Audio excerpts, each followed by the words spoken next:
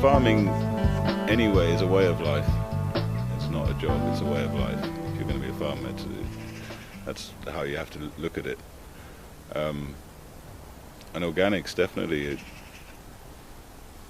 you have to, from my personal point of view, is you have to work with nature. Of course, within organic farming, there's a whole spectrum. You're getting some organic farmers who just see that not using chemicals is the answer, but they're still using the industrial model of inputs and outputs in their head.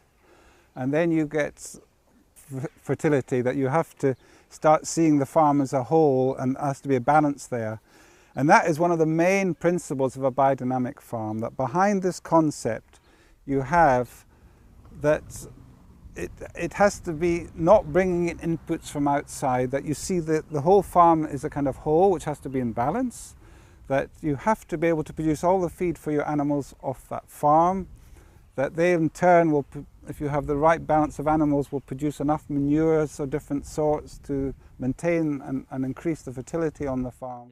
And the important in biodynamics is to have the farm as an organism, so the farm is able to produce all its own manure and able to produce its own fertility. What people do here, which is much more efficient, of course, is then to use the clover to feed it to your ruminants, to your cattle, to your sheep, to your cows, and they in return give you manure. It's very important that we all try and go as organic as possible for the health of everyone, and I think to try and reduce the amount of chemicals that we're using, because firstly, if the food is not organic, you're eating a lot of chemicals anyway, and then there's lots of chemicals used to grow that food. So if you can go organic, then it would reduce the damage to the environment that these chemicals and GMO crops cause. And then on top of that, in biodynamic farming, there is the concept of the preparations, which are, I think, enhancing the manure to a way that the manure is able to really support the plant life, for it to support the animals and the people that live on the farm and feed off the farm. So again, you're creating this cycle of health and sustainability by having the cows eating grass that is suitable for them, that is healthy, and then this manure also goes into the vegetable garden. This manure also goes into producing grain and cereals, which then is fed the people through the farm shop. If you grow up with organic food, it's a very whole environment that you grow up in, so everything is affecting that food. And I think that makes you very aware of your environment and what you're bringing in and what you're putting out. So I think to learn to grow organically is vital for how you treat the earth, actually. And I think if you experience the goodness that the organics brings into your food, into your environment, then you start to see what else needs to be done around you. So I think it opens your eyes. Our cows are all kept biodynamically, which means that they're fed with hay and silage from our own farm. All of their food comes from our own farm, and it's all grown organically, and we use biodynamic preparations. The cows have their horns, which we feel is very important for their digestive systems, which is also reflected in the milk, and the milk is more nutritious. They get to be outside all through the year, and in the summer months, spring, summer, autumn, they're out on grass, eating grass, which is the most natural way for a cow.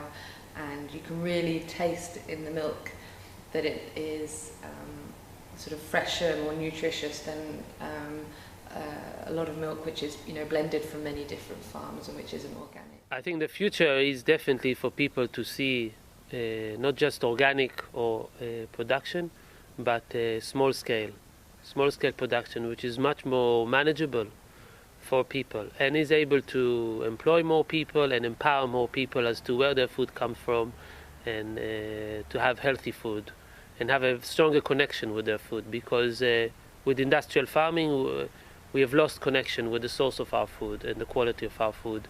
One person can go to the store and buy pepper, doesn't matter what time of the year. We are able to import fruit and vegetables from all over the world, and we don't think about where our food comes from and how much effort goes into it. But in this farm here, it's a small farm, 200-acre farm.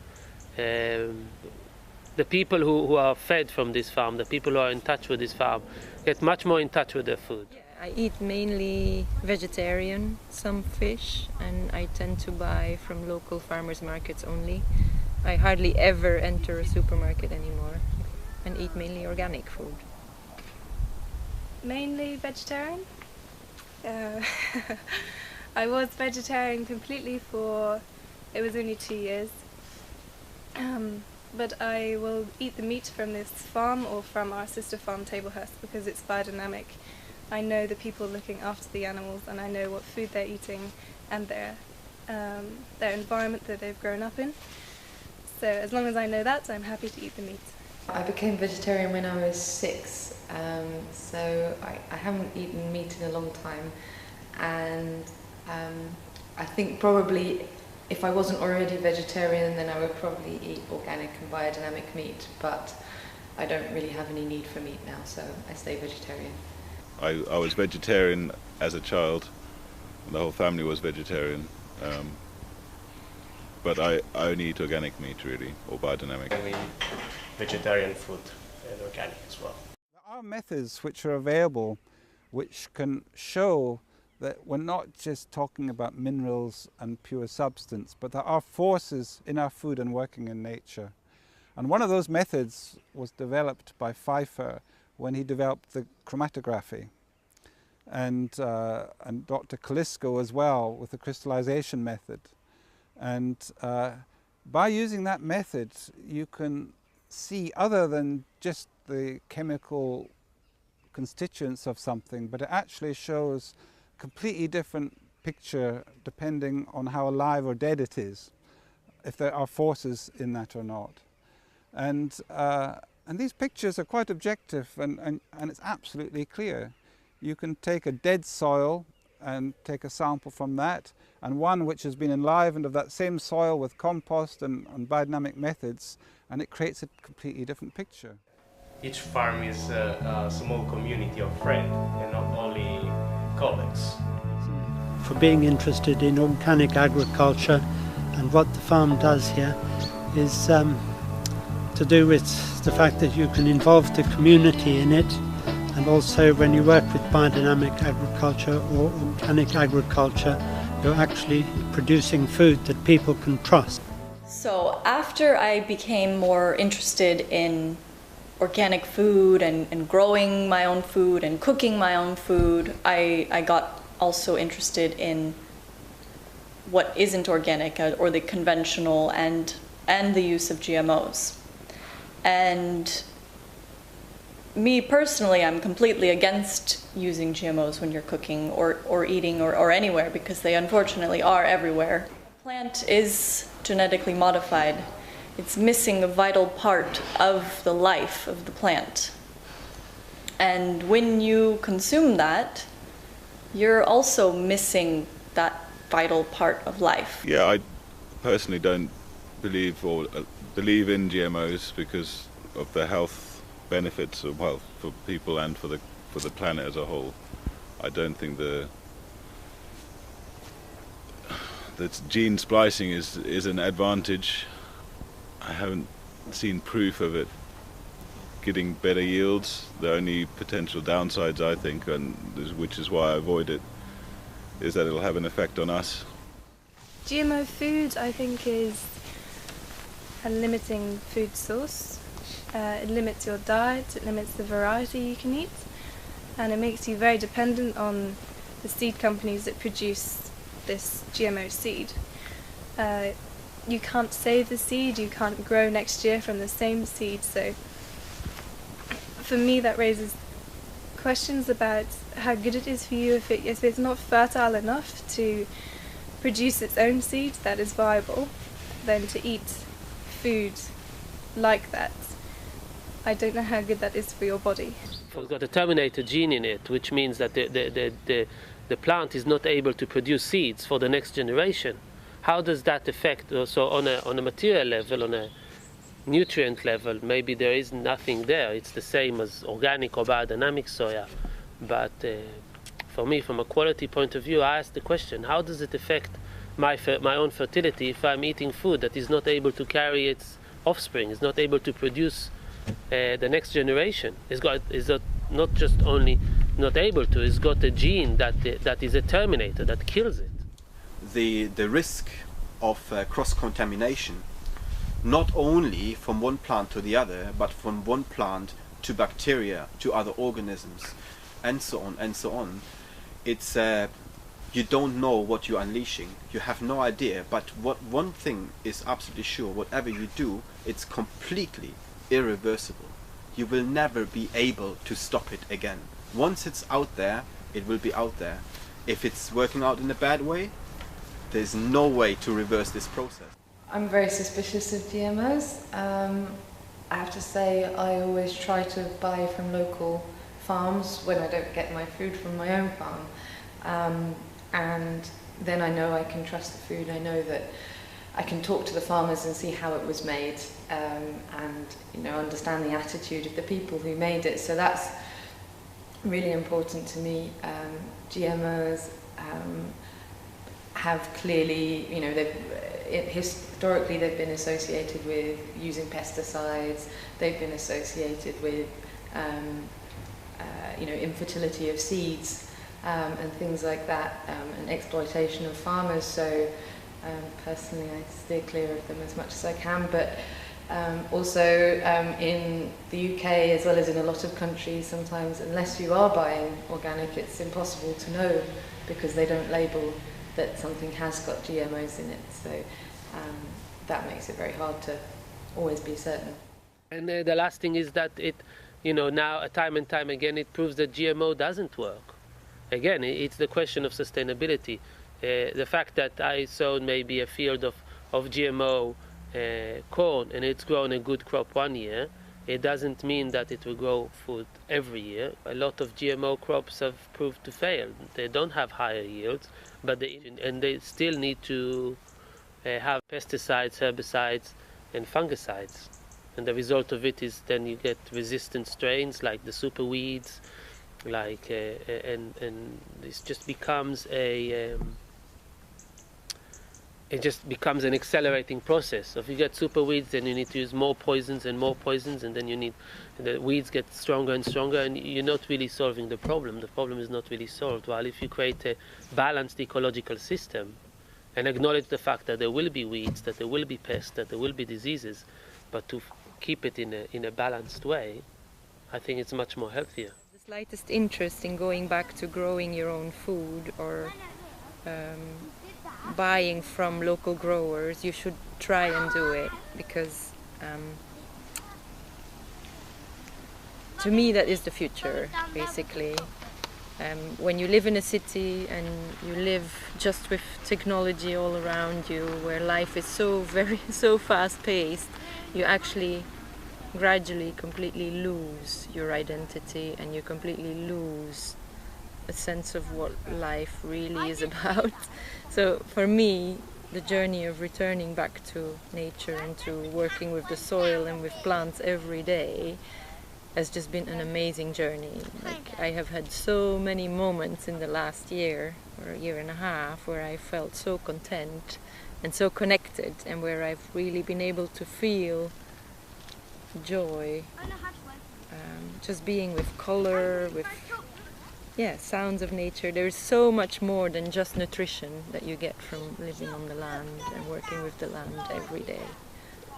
So if you have a chance, then I would say try and leave that bubble where you're completely blinded and numbed by technology, and just try and go back to nature wherever you can find it, really. I think it's the only way forward. Small scale growing. A lot of small farms that are able to grow and specialize in certain things, but grow also a wide variety of fruit and vegetables. It's also fun, It is. I wouldn't choose it if it wasn't.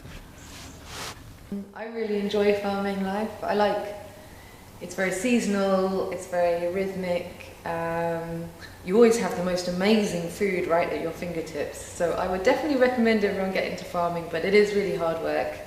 And obviously if you're doing farming, then do organic farming because it's so much more rewarding. So if you are a young person living in a city and you have a desire to find out what it's all about, you just need to go onto websites like the WOOF websites or HelpX, or there are so many resources on the internet now that can allow you to go and stay on organic farms in your own country even. You don't have to travel around the world, but that you can go and stay at places like that and get an experience volunteering for a few months or even for a few weeks.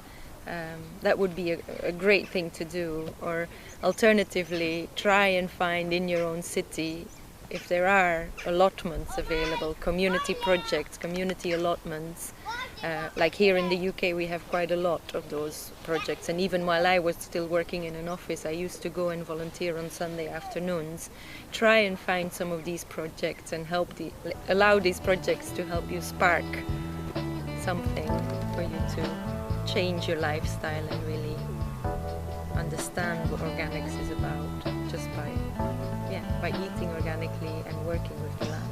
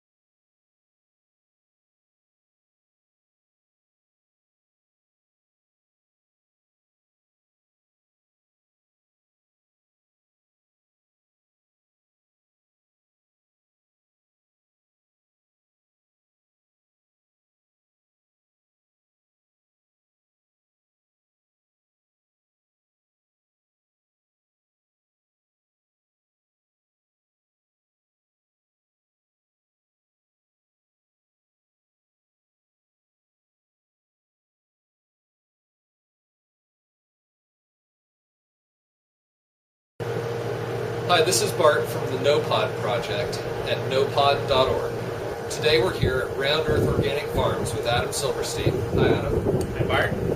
And Adam's going to take us on a tour of his organic farm and teach us some of the tricks that he uses to grow crops without pesticides or fertilizers. Now, most people, when they keep chickens, they may not even have a chicken coop. But if you do build a chicken coop, you can build a roosting pit and you get all the manure. Ah, very cool. So Ours is kind of fancy, but it doesn't have to be this fancy. Okay. It could be a lot simpler.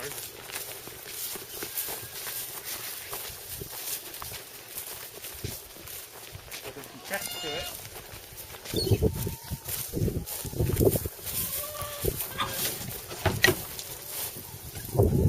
So there's the roosting pit in there.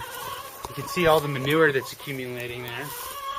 And that is great fertilizer. So basically, if you look around in this room, that is the only spot the chickens have to sit. Even, well, other than the nesting boxes. But if you look like above the nesting boxes, how we did that slope over there, that's so they can't sit up there. Oh, I see. So they really spend all their time when they're in here sitting over there. Okay. And that's why all the manure accumulates over there. And then there's a trap door or something? There's a trap door on the outside of the building you lift up and you can shovel that manure out. Okay. How long does it take to collect that much? I mean, that's like a year. That's a year, basically, Okay. of manure. It depends on how many chickens you have. But supposedly they're like 70 to 80% or more of their manure is being dropped right there. Okay. But And that manure is pretty concentrated. very concentrated, hot fertilizer. You probably want to let it sit for a while or compost it before you used it. Okay. Um, And but say you composted that for a year, how much coverage would you get out of that much fertilizer? Well, I mean, usually when I'm spreading it, I'm just spreading like a 1/4 inch, on the surface of the soil, or 500 pounds per acre. Okay. Is a ratio, but you don't really use a whole lot of it. So it goes away. It goes a long way. Let's go around back here and see our trap door. Yeah, see the trap door. Okay. Bulging. Look. Yep. Nice. Looks like there's supposed to be another one.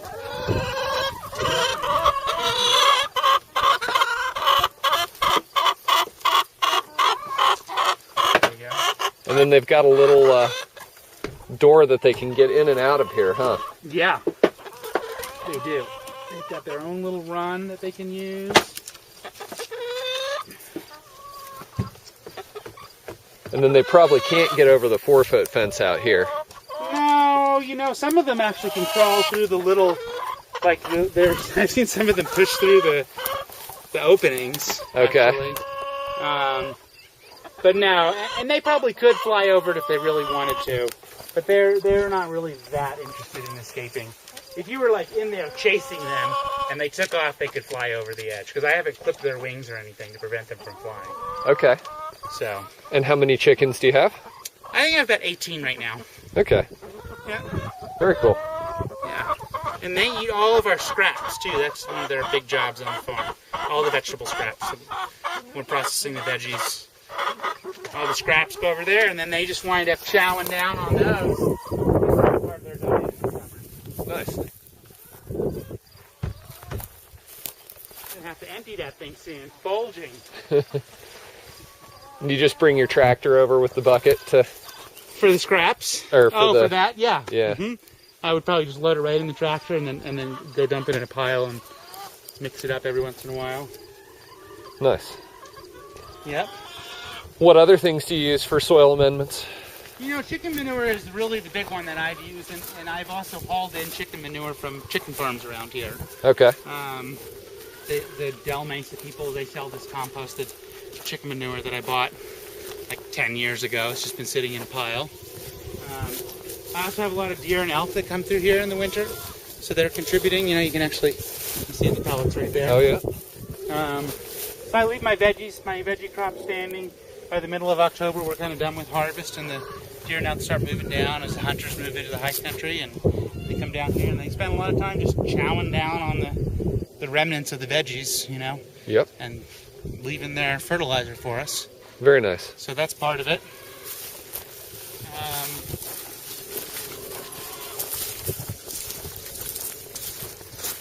And then I'm kind of a big believer in just sort of taking care of your soils.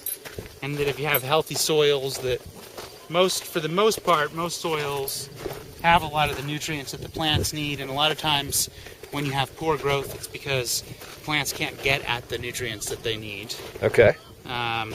So a lot of times just by working your soils, by tilling them, by irrigating them well, in our case irrigation, spreading some manure, you'll start to improve the soil over the years of just the factor of aerating them, just tilling them, growing some kind of a crop, even if you're just growing a cover crop, like a crop that's just to improve the soil. Okay. You know, sometimes I'll plant a ryegrass or clover or alfalfa, and then later in the season just mow that down or till that back into the soil. Okay. And that process kind of helps rejuvenate the soils. And so part of what I'm doing is I've got, 15 acres, but I'm maybe growing veggies on 5 acres. And the other acreage each year is either fallow, it's unused, or it's got some kind of a cover crop that's growing in it to improve the soils. And I sort of have this slow approach. I'm not real big on fertilizers. I kind of feel like the chemical fertilizers tend to pump things up. They increase the amount of water that the plants uptake and the crop gets bigger, but I don't think it necessarily makes it taste better. And I don't think that if you're not in a hurry, I think you get the same kind of yields without the chemical fertilizers. It just takes maybe a little bit longer for the plants to reach maturity. But I think they're healthier. I think sometimes if your plants are growing too fast, they're weak.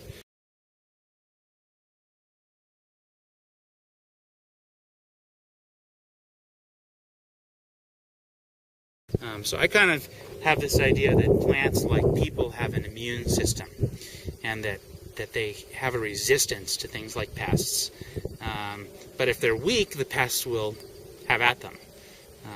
And you see that, I see that in the field, because often the ends of my beds, the far ends, are the part where the pests do the most damage. Now part of that is the pressure coming from outside the field, but part of it is that the plants that are growing at the ends of the beds are always the weakest, because they get trampled as you walk, cut the corners with the tractor, or they don't get weeded as well, or they don't get watered as well because they're at the edge of the irrigation set. So those plants are weaker to begin with. And then that weakness translates into them having more pressure from pests. Huh. Well. Interesting. I got that from one of my teachers who was really into the whole immune system and human beings, and he kind of had this idea that plants have immunities, and when they're weak, and you definitely see that as plants start to decline, the pests kind of will move in. The other big thing that we're doing out here for pests really is not monocropping. I do have some crops like corn. Maybe we'll have a 1/4 acre of it. But for the most part, what you see is a little patch of this, a row of that. You see some flowers out in the middle of the field that are mostly just grown for the birds that like them. There's a couple of crops that I grow, like dill and cilantro, that I will let go to flower, and those flowers will attract beneficial insects. Okay. But the big thing about having the diversity is just that you're reducing the habitat for the bad insects, for your pests. So if you have 10 acres of corn, and then you have a pest that likes corn, they're just going to flourish in there and go crazy in your corn. But if you just have a little patch, and then you have something else, and you have something else, there's different pests that like each different crop. So you're sort of giving them less territory to move in on. And at least in our climate, a lot of the pests actually, they immigrate in each year. They don't overwinter here. So each year they have to come find you. And if you've just got a little bit of this and a little bit of that, it's harder for them to find you. Very nice. Yeah. And then, of course, you're putting yourself at less risk in terms of failure. If you have one crop that fails out of 25 crops that you're growing, it's not as much of a problem as if you're just growing 2 crops and you lose one of them. So that's another way that diversity helps. So it sounds like diversity is a big part of your strategy all the way around. It is, and also for nutrients, for pests, for diseases, soil diseases. So diversity also plays into rotation, where you're not growing the same crop in the same land over and over again each year. And when you grow the same crop in the same soils, you run into 2 problems. One is the crop uses the same nutrients, and it needs the same fertilizers each year, so it's going to keep sucking that out of the soil. And the second thing is the diseases do overwinter in our soil. So if you get some kind of a fungus disease that's affecting your tomatoes, and then you keep planting tomatoes in that same soil, you're going to have that same disease. So in that case, we're trying to rotate different plants, and we're talking about the different plant families. So tomatoes, peppers, eggplants, and potatoes are all in the same plant family. So they're in the Solanaceae family, and they will all, because they're in the same family, that means they're going to have the same nutrients that they need and draw from the soil. They're going to have the same pests. They're going to have the same diseases. So for that reason, those crops, I would never plant them in the same spot in the following year, the subsequent year. That makes So sense. if I had eggplants in a spot the following year, none of those crops could go in. And there's really only like 5 families of food that we grow for almost all of our food, for the vegetables anyway. There's, the Solanaceae, which I just mentioned. There's the curcubits, which is like cauliflower, I'm sorry, cucumber, squash, winter squash. Those are all curcubits, pumpkins. There's different subspecies, but they're all related. They all have the same pests, same diseases, same nutrient needs. Then there's the cruciferaceae, which is like or brassicas, they're called. Broccoli, cauliflower, kale, cabbage. All those are in that same family. Let's see. What other vegetable crops are there? There's the alliums, which is like the onions, the garlic, shallots, leeks, all those other oniony things. Stronger smelling root crops. Yeah, that was 3 plant families. I'm probably forgetting. Okay, so the lettuces are all in one plant family, but I can't remember what the name of that family is. I'll have to go look. I've got a book that's a little more of a guide that would give us like all the information. But the idea is that each, there really aren't that many different plant families that we have. I think it's just 5 that we grow vegetables in. And that each one of those plant families, as you get to know them as a farmer, they really are very similar. Broccoli grows very similar to cauliflower. They like the same conditions. They use the same nutrients, same pests, same diseases. So really, that plays into a lot. The diversity is also about rotating and having all those things kind of mixing up each year. Very nice. Okay. No, this is good. This is exactly what we need. And the other thing we do for pests is we use this remade material. That's going to be hard to come by in a place where you can't just order stuff through the mail. But that is like a fabric. It's probably something make very similar. But like we have problems with a certain pest that gets on our soft-leafed, like the tatsois and the bok choys and stuff. It's the flea beetle will just eat those up. So we cover those crops with this very thin kind of fabric. It's an agricultural fabric called rime, and it allows the air and the water and the sunlight to penetrate, but it doesn't let the bugs get through. Okay. Do you have some of that around we could look at? Yeah, we can look at a piece of that. And I think, it's very similar to like what a very fine, like muslin cloth, like a cheesecloth would be. Okay. So it's probably something people have seen, but maybe it's not very accessible. But it's like amazingly effective. It's the barrier method. It's just amazing. You can just cover something, and you have to be a little careful because if you've got fruits in there that need to get pollinated, you're keeping your pollinators away too. Okay. So if you need to have bees that are going to spread the pollen, then you can't keep it covered all the time. But if you're not worried about it, if you're just growing a leafy crop where there's no fruits, then you don't have to worry about that. And the beetles don't crawl around the fabric or something Yeah, I like that? pin it down, but these flea beetles actually, they move by hopping. Okay. So they don't really crawl. Huh. And there's some that get under there anyway, and there's some under there before you start. But it's just much, much less. Okay. Yeah. So that's what it sounds like, is that you're never going to eliminate your pests on an organic farm. Right. But doing everything you can to interrupt their life cycle. Yep. And, some people are, we have the benefit of growing in a desert climate, so we don't really have the kinds of pest pressures that some people have. But like our organic fruit tree growers, the apple growers, they have to spray really regularly to keep the codling moths from moving in. And they're spraying some kind of an oil that has some kind of a plant extract in it that's toxic to those bugs, Okay. And it's organic because it's made with organic source materials, but it's still sort of very intensive. It requires a lot of intervention. Yep. Mostly what I'm doing doesn't require a lot of intervention. I'm mostly succeeding by the diversity, like I mentioned, and volume, and also choosing to grow here where there's not a lot of pests. Very nice. Yeah. I'll keep walking a little bit. Let's see. Do you bring in beneficial insects? I have before, but for the most part, I've kind of stopped doing that. It's really most effective when you're in like a greenhouse and you can keep them from flying away.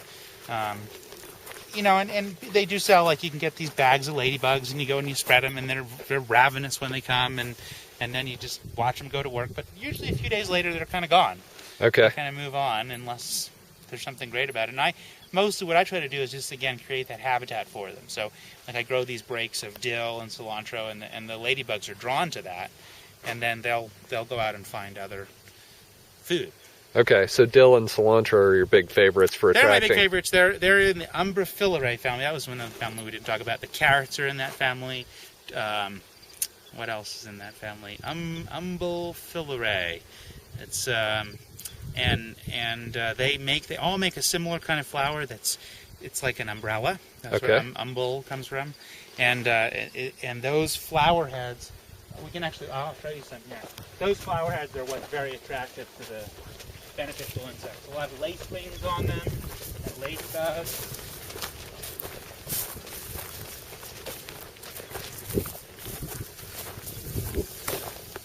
That's dill.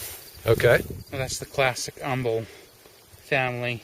So there's quite a few plants that have that same shaped. Sometimes they're white, sometimes they're yellow, but they always have that kind of open up in a big head like that. These are potatoes here. Okay. And do you plant the dill in with other crops directly? No, it's usually on its own, but what happens is it goes to seed every year. Okay. So every year it kind of just comes up wherever and if I don't weed it out, then it's there. Okay. In this case, I specifically left this. I mowed over the tops of most of this potatoes to knock the weeds down, but I didn't mow this because I knew people would want dill for their pickling projects. I see. So, and it was like the only dill I had left in the field. Ah, nice. That worked out. There's some more, but these were some big heads at the time. What do we have growing over here? This is cauliflower. This is some of that crazy purple cauliflower. Oh, nice. A couple heads that didn't get picked in there. Yep. That was a green cauliflower we did this year. And we grew the orange cauliflower and, of course, the white cauliflower. That kind of diversity is more just about people enjoying the different colors than anything else. Because they're all in the same plant family. They all have the same needs and everything. Yep. Cabbages in here. You can see our sprinkler line. Things like broccoli and cabbage and cauliflower all like water. They like to be watered all day long, every day. You can water them in the heat of the summer here.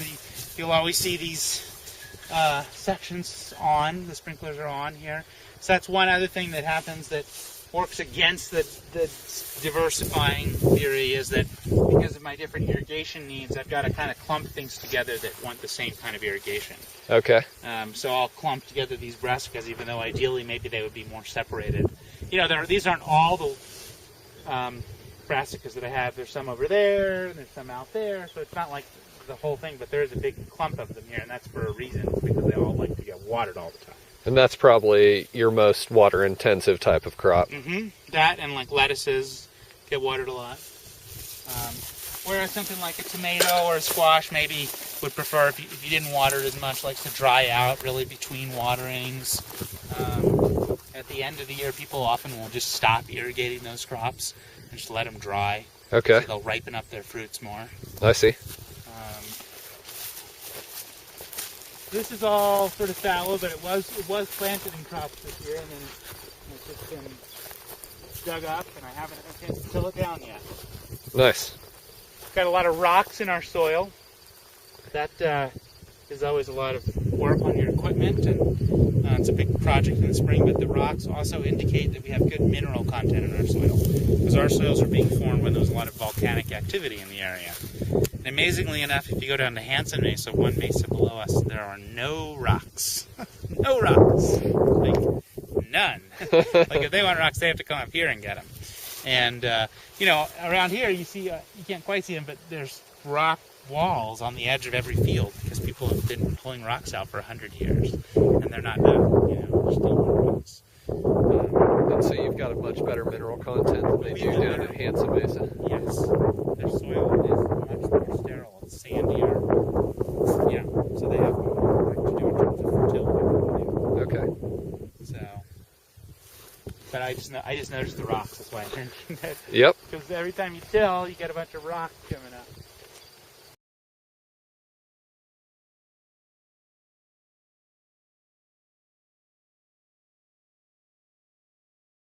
The conditions change. You can have things come up that weren't growing there before just because you've changed the conditions. So over like several years of farming, you'll start to see different types of weeds that you didn't have before, just because they're sort of proliferating in your soil. Okay, and what types of things do you do to deal with weeds? Weeds we really cultivate by hand. It's all done mechanically by hand. I do a little bit of tractor cultivation on my bigger crops like the corn, where I can get the tractor set up and tear through there with blades behind my wheels and get a lot of the weeds that way. But for most of the crops we're weeding by hand. We use a hand hoe that's like a stirrup blade hoe. Okay. It's like a thin blade and kind of a slightly flattened, it's not completely flat, but it's got like a little bit of a bend to it. You can just use it in this pulling motion towards you. The biggest thing that I've found about weeding is that the timing is really critical. You have to weed before the weeds get too big, or you wind up doing a lot more work. And so getting to the weeds at just the right point is really important in terms of being efficient.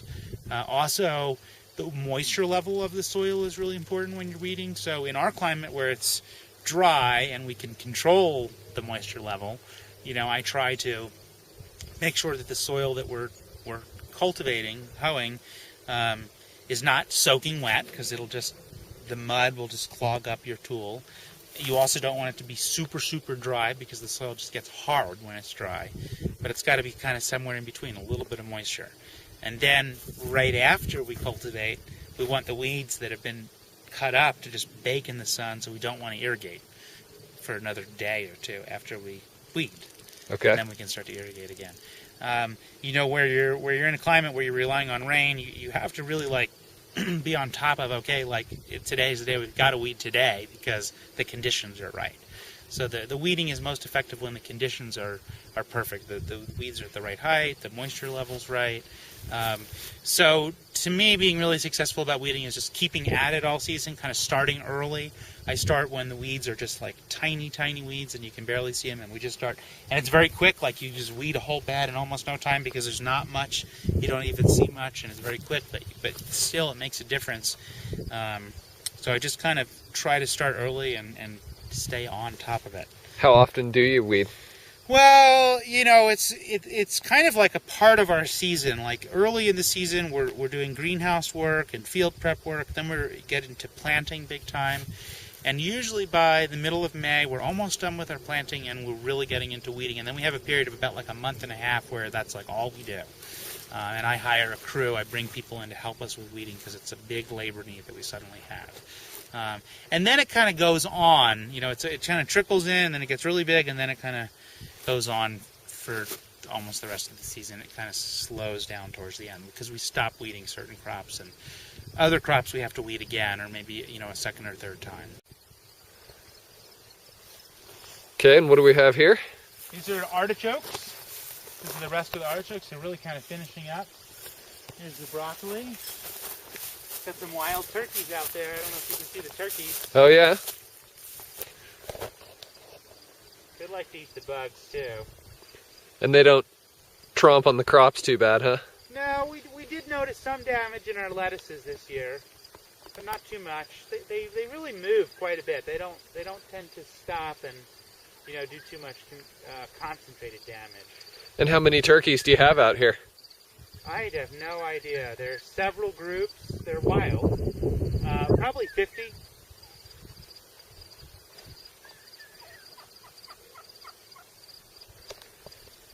Are there any artichokes? Oh yeah, here are a couple on the plant. You can see the ladybugs all over them. Yeah, was I telling you about that? This is what you see here is really cool. You get the ladybugs that are eating the aphids. And the other thing you get is, I don't see it so much right now, but you get ants that farm the aphids. The ants, there's an ant, they bring the aphid eggs up and they put them on the plants, and then they come back and they harvest the little baby aphids to eat. Okay. And then the ladybugs kind of key in on it, and there's a lot of wasps that come in too. And I mean, these plants right now, I think it's just kind of cooled down, so it's slowed down. But in the middle of the summer, it was just like crazy. You could barely walk in here. It was just insects everywhere.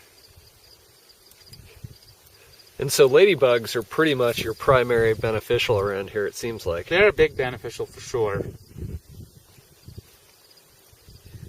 Yeah, there are definitely a lot of them in here. There's a lot. The celery in our climate tends to get really tough. So what I'm trying to do here is hill it up. I'm trying to use a tractor to bury these things with dirt. And then that'll sort of blanch them and make them turn white and tender, hopefully. Nice. I can almost smell the peanut butter and raisins.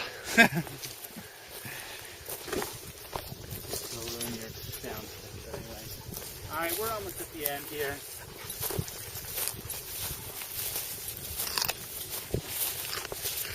It's good. Talk a little bit about drip tape.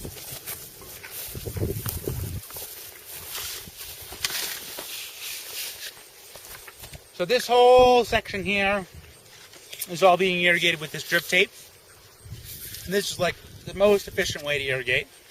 The water's just pushed down into the tube, and there's little holes that are kind of pre-drilled into this seam that allows the water to dribble out. And so for the whole run, there's like a little bit of water dribbling out every 12 inches, and the lines stay on for a long time, like 5 or 6 hours, until it's saturated. It's very efficient. You're not watering, in between the beds. So I've got one row of crop, and then I've got a 5 or 6 foot space, and then another row of crop, and I've just got water going where the crop is. So also less weeding, because you're not watering your weeds. And also a lot of these crops, they don't really like the overhead water as much. They don't like to be watered on their leaves. So anyway, that's drip tape. Irrigation is just a huge thing out here in the desert. So I don't know, it just probably doesn't apply to other places where it rains all the time. But for us, that's a big technological innovation. And so you've got some main pipes, and then you keep branching down, and the drip tape's obviously at the end of the whole chain. Yeah. Yeah, we have a really big 4-inch main pipe that's buried. And then that comes up into these risers every 40 feet. And then on these risers, I can either go with a sprinkler line, where I'll have a sprinkler head every 30 feet, or I can go into a PVC pipe and then go into the drip tapes. Okay, so it goes to PVC up at the other end there? No, the PVC would be down. I could just like this here. Okay. I could, I'll tell you. This would be for drip instead of for I see. sprinklers. Gotcha. And then from the PVC it goes into that drip tape. Okay. Do you have one of the drip tapes starting off from the PVC somewhere? Yeah. Okay. It's hard to see it. Okay. That's what it looks like. Wow. And all I really do is looks like that one wasn't working. It's a very simple system. I drill a hole in the PVC that's slightly smaller than the outside diameter of this tube. Okay. And I cram the tube in there. And then I poke a hole in the drip tape and cram the tube in there. And that's all my whole technology. And then you just pinch off both ends of the drip tape. Yeah, I just hide it in a knot. Okay. They do make special fittings for all this stuff. They make a special fitting for this part. They make a special fitting for tying off the end. They make a special fitting for this. I just learned this kind of cheap way of doing it where you don't have to have any fittings. If it works, that's what matters. It works great. And at a certain point in the season, you can't check the line anymore. When we first fill it up, we go down, make sure it's not leaking anywhere, make sure there's no tears or whatever. At this point in the season, if I were to wanted to make sure it was working, I would basically just go to the other end. And if there was water at the other end, I'd be pretty confident there'd be water dripping out the whole way. Okay.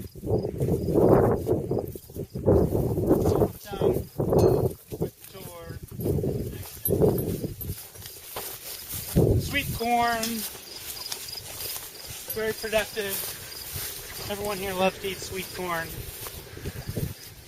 Would also make great silage crop for a cow.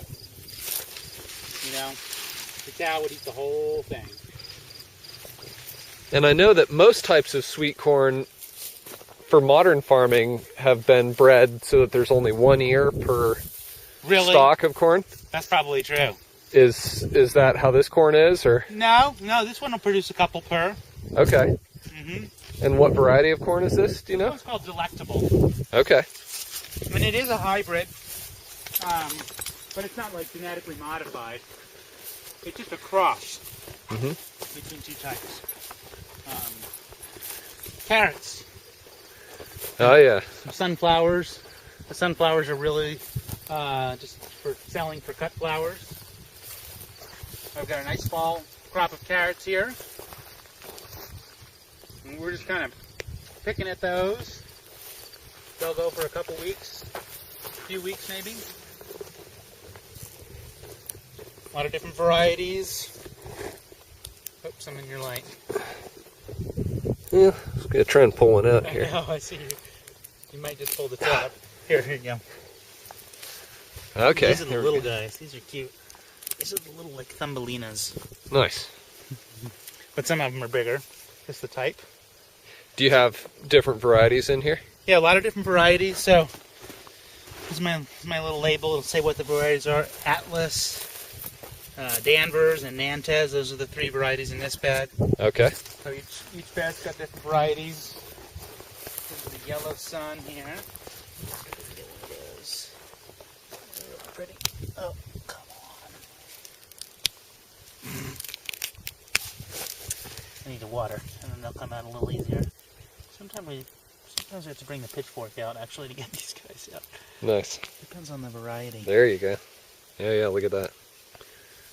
That's a healthy looking carrot. Lots of carrots still to be picked. There's some basil and scallions. Okay. There's the rest of the beans. Those were highly productive, and we had to just stop picking them because we just kind of ran out of labor.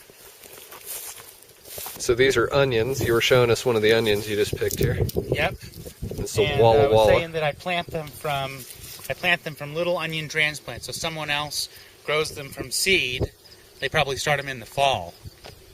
They overwinter them, and then when I buy them in the spring for transplanting, they're just tiny little onion shoots. Nice. And this was like 2,000. Okay. And what is this? Maybe 1/8 of an acre or something like that? No, not even. No, it would be about 24 beds per acre, and it was just 2 beds, so like 1/12 of an acre. Okay. Yeah. It's that easy.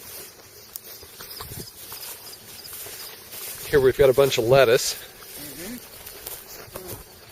Is there anything tricky about the lettuce?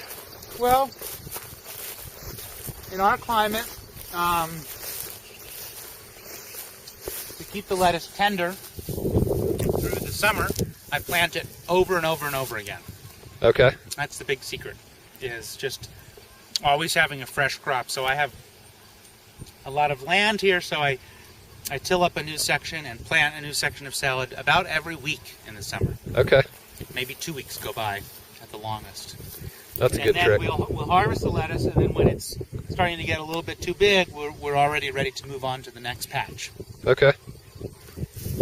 And so your greenhouse is mainly for starting stuff? Well, we've got a few. We've got one greenhouse that's heated, and we'll fire that up in the end of February, beginning of March, and that's for growing our long season crops like tomatoes and peppers and eggplants that need a really long growing season, so we have to start those really early. Okay.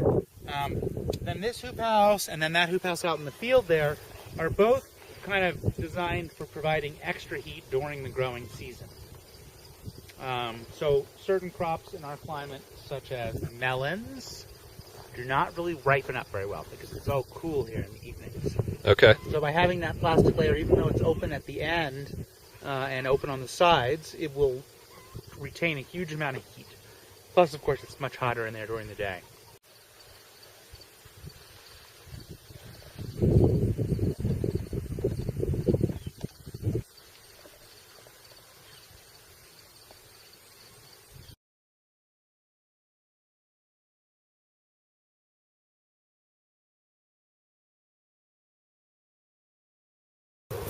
Okay, so you basically just have 2 tractors here on the farm.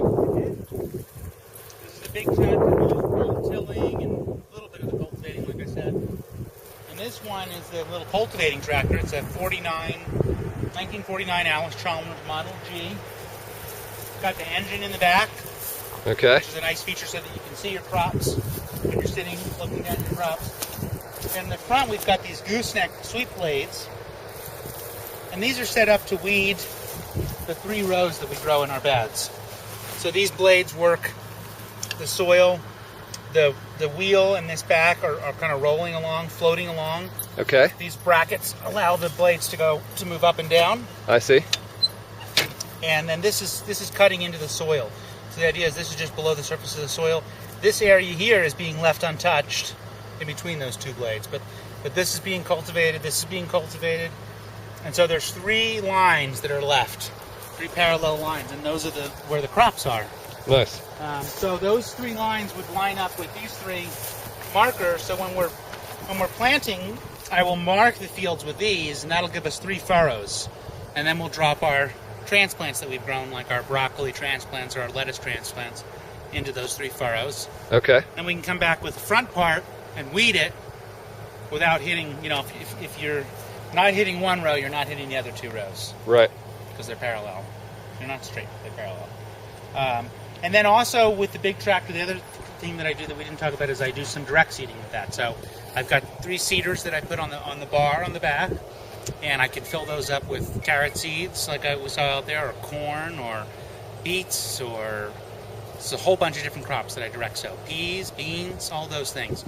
I'll dump those seeds in the seeder and then drive down, and then that's putting the seed right below the surface of the soil. Again, the spacing on those 3 rows would match the spacing of these and the spacing of my cultivators. Okay. So I'm able to go back and do the cultivating. Nice. We still cultivate everything by hand, but this allows us to come through very quickly. I can, in a couple of hours, go cultivate a whole acre. And, it's not 100% thorough, but it's a 80, 90% kind of thing, and then come back by hand to finish the job off. Well, it seems like a neat little tractor. That's cool. Let's go see your double digger. Okay. So this is a spader. It has just a series of 8 blades, mine does. They come in different widths. And what happens is the blades make a motion kind of like this. They chop straight down, and then they kind of loop back. They're making a circular motion.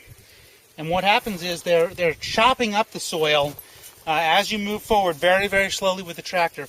They're slicing off like maybe a ½ inch or an inch of a trench that you're working, and they go down quite far, 10 or 12 inches, maybe even more. And then as they make their backward motion, they catch the top half of that tilling depth, maybe 5 or 6 inches, and they fling it backwards against this plate. Okay. And the soil, if the moisture content's right, will hit that plate, pulverize, and fall back, making a really nice seed bed on top, just like you get with a rototiller. Now, if it's too dry, it'll be, it won't pulverize. If it's too wet, it turns it into muddy chunks. So the moisture content really is very critical on this implement. Okay. But if the conditions are right, what you wind up with is, you wind up with soil that you can stick your arm down to your elbow. It's loose down that far. The bottom half of that tilling depth has been loosened. The top half has been actually blended more. They don't get mixed together. Okay, whereas a rototiller would just mix them. Yeah, it mixes them. And part of what you're doing with the whole thing I was talking about, like the life of the soil and trying to keep your soils healthy, most of the life of your soil is just in those top couple of inches. That's where all the biological activity, where the oxygen is permeating, the worms are doing their cycling up and down. So when you're rototilling or tilling down 8 or 10 inches and you're sort of blending it all up, it's not that you're killing it, but you're losing sort of your concentration of your life. So if you can try to avoid that, it's better. Okay. Good tip. Yeah. And it's a great tool, and they have come down in price quite a bit since I bought mine, and they make them in all different sizes, so you can get them even as small as like for a slope type rototiller. Oh, okay. They have them for like a BCS rototiller. The fancier one, but I could never get its. You can see it's kind of pulled apart. I could never get its chain to work. I got it. I mean, I used it for several years, And then one year I spent all this time. I had Jim Harden like manufacture these pieces, these teeth for me, and Okay. I could never get that. It would work, but then it would get stuck. And I finally gave up on it. So I need to actually get a bigger one. But this is the one I'm using now. It's pretty small is my main problem with it. You know, I can only hold like 3 or 4 buckets worth, and then I got to drive out there and drive back. Right. The one I'm driving a lot more. But it's chain driven, so it's more reliable. Right. Yeah, sometimes the old technology works better. Yeah.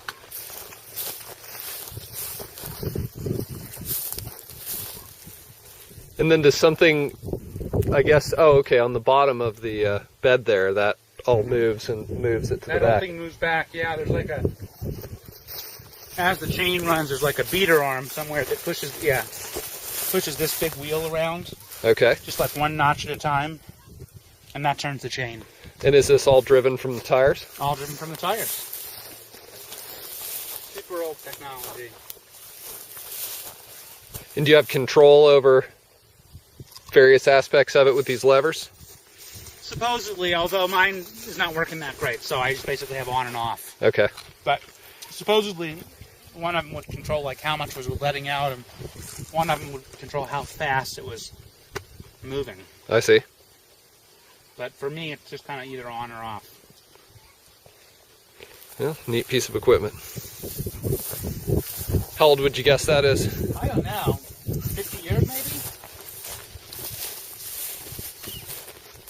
The guy I bought it from was like 90 or 80 something. You know? Yep. Probably the easiest $500 he ever made. There you go. All right, well, that was great, Adam. Had fun, and I'm sure we learned a lot today, so really appreciate it. And until we see you next time. Great. Thanks for coming out. Yep. Thank you.